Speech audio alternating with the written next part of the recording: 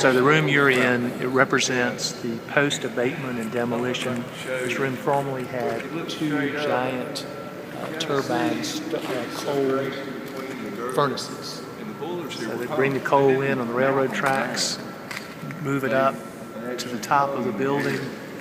You see these funnels down here where the ground up coal comes into the base of the furnace and then is burned. Okay. So what you see in this room is what is left ready for redevelopment. We try to preserve historic pieces of machinery and artifacts and create a developable shell for future developers' use. Okay, so when you're talking about the dumping areas for the coal and things like that, is that more of an aesthetic, keeping the history of the facility in place, or is there going to be some practical use for those? Aesthetic only.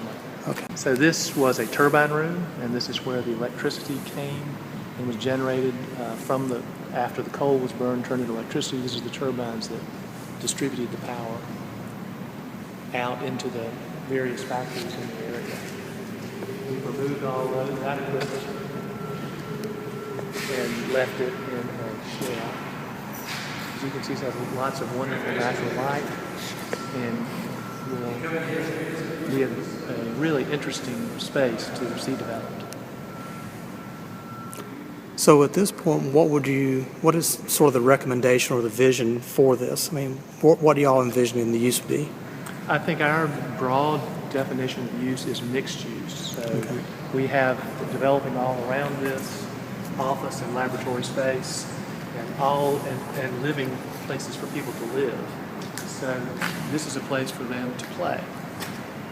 Could we have restaurants, theaters,